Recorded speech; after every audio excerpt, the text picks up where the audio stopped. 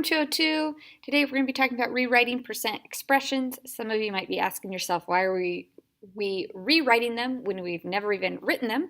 Well, it's because I believe it was in Module 6, we wrote and simplified expressions by combining like terms, which is pretty much what we're going to be doing now, but with percent problems. So, open up your notebook to page 54 if you are not already there. Our learning intention for today says that we will understand that writing expressions in different forms can show how quantities are related. Your success criteria is that you can write an expression for a percent problem. And you'll see an example, and when you look at that right now, that example might not make sense, but hopefully after we do some examples, it will. So, when you look at page 54, you should see percent increase steps, and about halfway down, you should see percent decrease steps. These are pretty much the steps that we took in class today when we were finding the new price of items. And we're going to be following pretty much kind of that same pattern, but we're going to be actually writing expressions instead. So you'll also see these examples on page 54. We're going to kind of skip all through that, and we're going to jump right back to page 55. Now, if you listened to me in class today, you would remember that I said you need to kind of leave yourself some room for your homework, which is what we're going to be doing now. So, check out example number 1 on page 55. In class today, we found 20% markup on $100. Well, we talked that markup means that the price will go up, so we'll be adding, and we found it on $100. Now, we write expressions so that if we're finding 20% markups on an item that's $10, and then we find a 20% markup on an item that's $15, and then we want to find a 20% markup on $150, we can kind of shorten that process a little bit by writing an expression. So we're going to find 20% markup on X dollars. And we're going to follow pretty much the same patterns. We know that when we have a markup, we're going to add 20% to 100%. So we have 100% of X dollars, and we're marking that up or adding to it another 20% of those X dollars. Now, we're breaking this one up, and we're going to kind of go slowly because I want to show you two versions of this. We can do like we did in class today and take 100% plus 20% and get 120% of X dollars. In class, we were doing 120% of 100. Since we're writing an expression, we're going to use a variable for the cost. From here, 120% as a decimal is 1 2/10 or 1 20/100. I'm going to go ahead and get rid of that 0 and just leave it as 1 2/10, so it's short. We talked in class that the word of means to multiply. Now, I'm not going to write that because it looks a lot like my variable. So I'm going to write 1 2/10 times X. And now I have an expression that can be used to mark up any item 20% because all I have to do is substitute the cost for X.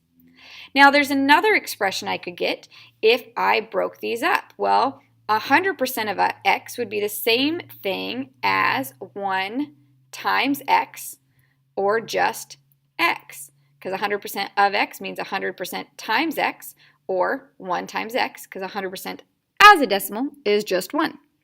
Well, I'm adding to that 20% of X, which would just be 0.20 times X. Since this is a markup, I'm adding these items. So I could also write an expression of X plus 2/10 or 20/100 times X. These expressions are equivalent. They both represent the same thing. If I run back to our learning intention, it says that writing expressions in different forms, we had the expanded form and we had the simplified form, can show how quantities are related. When it's in this form, we can see the addition sign, which tells us this is a markup. And when we see this form, if you know a lot about percents, you'll know that this is more than 100% or a markup. So, going to example number 2 on page 55. Again, we're going to think about this not as a markdown on $20, but a markdown on X dollars. And we're going to take a little bit of a shortcut here. A markdown means that we're going to be subtracting from 100. So I can take 100% and I can of x, and not too much of a shortcut here, minus 15% of x. And if I do that, I would get 100 minus 15 is 85% of x. So based on this, I can write an expression of 85 hundredths times, of means multiplication, x. And here is my expression. Now I want to be able to write this in expanded form so that I can see what's happening. 100% of x would just be 1 times x, or x. We're subtracting, marking down.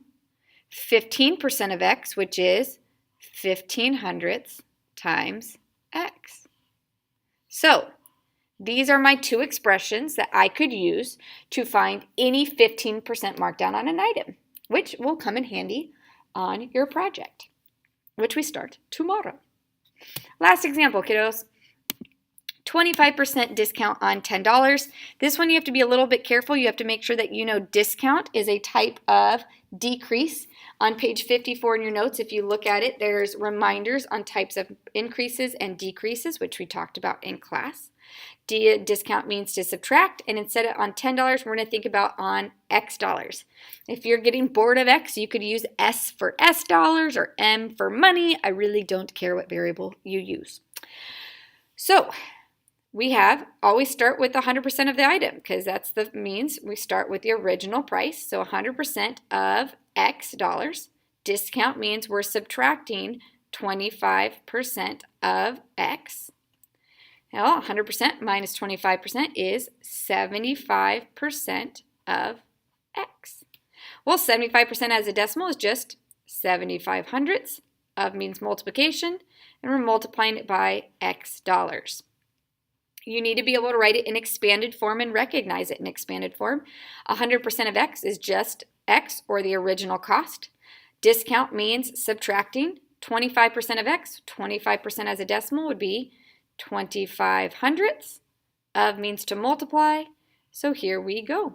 We have our simplified and our expanded form of the expression. So your homework is to take problems 4, 5, and 6 on page 55 and write expressions for these problems. So on number 4, instead of finding 5% sales tax on $30, you're finding 5% sales tax on X dollars. Same thing for number 5 and 6, and we will discuss them in class tomorrow. I hope you guys have a marvelous evening, and I will see you later, Gators.